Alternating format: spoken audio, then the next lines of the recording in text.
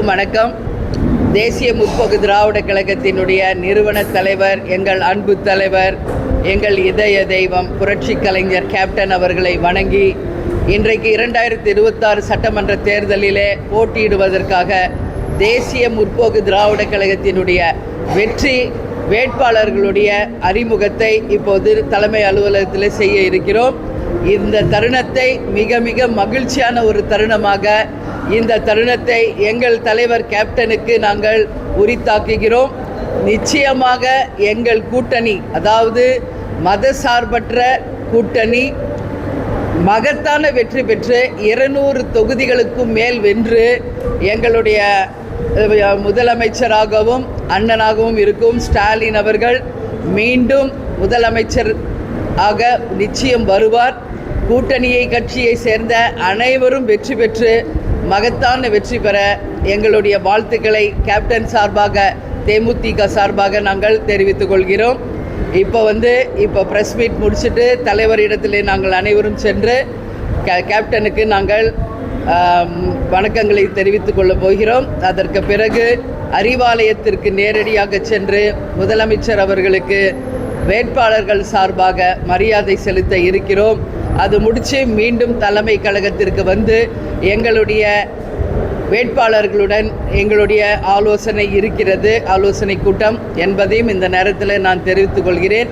இப்போ நம்ம இப்போ சொன்னேன், இப்போ அது எல்லாமே நீங்கள் என்னென்ன கேள்வி கேட்பீங்கன்னு தெரிஞ்சு தான் நானே என்னோடய இன்ட்ரோலையே நான் சொல்லிட்டேன்.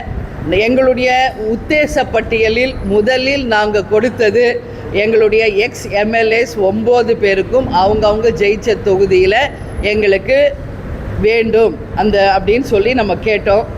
ஆனால் 3 பேருக்கு வாய்ப்பு கிடைச்சிருக்கிறது, மீதி 6 பேருக்கு இந்த முறை வாய்ப்பு கிடைக்கல.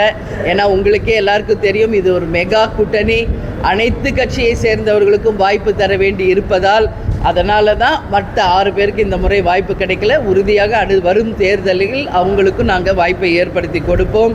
அதே போல் நாங்கள் கேட்ட பல தொகுதிகள் கிடைச்சிருக்கு, பல தொகுதிகள் கிடைக்கல. இதான் உண்மை. அது கூட்டணிக்காக, அந்த ஒரு கூட்டணி தர்மத்தை மதித்து நாங்களும் பல தொகுதிகளை விட்டு கொடுத்து இந்த கூட்டணியை இறுதி செய்திருக்கிறோம். எனவே இந்த கூட்டணி மகத்தான வெற்றி பெறும்.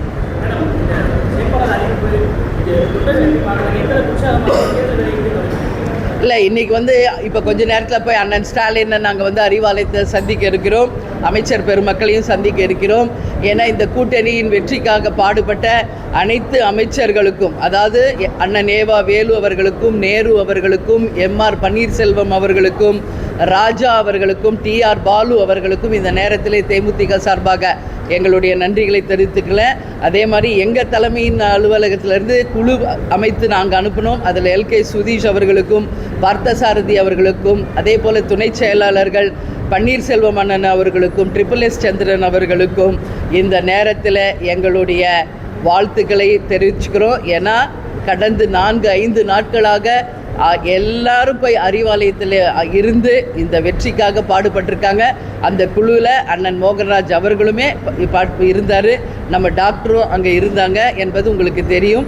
எனவே இந்த கூட்டணி வெற்றி பெற உழைத்த அனைவருக்கும் இந்த நேரத்தில் தலைவர் சார்பாக, எங்கள் சார்பாக நன்றிகளை தெரிவித்துக் கொள்கிறோம். ஆமாம், ரிஷிவந்தி உங்கள் எல்லாருக்கும் தெரியும், கேப்டன் ஜெயித்து எதிர்கட்சி தலைவரான தொகுதி. அதனால் நிச்சயமாக கேப்டன் தொகுதி என்பது எல்லாருக்கும் தெரியும். அந்த வகையில் எங்களுடைய விருப்பம் ரிஷிவந்தியமாகவும், அதே போல் வெங்கடேஷ் அவர்களுக்கு திருக்கோவிலூர், விழுப்புரம், விக்கிரவாண்டி இது 3மே நாங்கள் கேட்டிருந்தோம். ஆனால் திமுகவுடைய வேட்பாளர்கள் எல்லாருமே அங்கே அமைச்சர்களும் அதே போல் மாவட்ட கழக செயலாளர்களும் போட்டியிடுவதால் இந்த முறை ரிஷிவந்தியமும் அதே போல் எங்கள் சொந்த ஊரான ஆம்பூரும் நாங்கள் கேட்டோம். அதுவுமே கூட்டணி கட்சியில் தான் நாங்கள் இருக்காங்க, அவங்க தான் நிறுத்த முடியும், இந்த முறை வாய்ப்பு இல்லைன்னு சொன்னாங்க. சரி, நாங்களும் அதை கூட்டணி வெற்றி பெற வேண்டும் என்பதற்காக ஏற்றுக்கொண்டு மயிலம் தொகுதியை வெங்கடேஷ் அவர்களுக்காக நாங்கள் வாங்கியிருக்கோம். உறுதியாக அவரும் வெற்றி பெறுவார் என்பதை இந்த நேரத்தில் நான் சொல்ல கடமைப்பட்டிருக்கிறேன். சரிங்களா?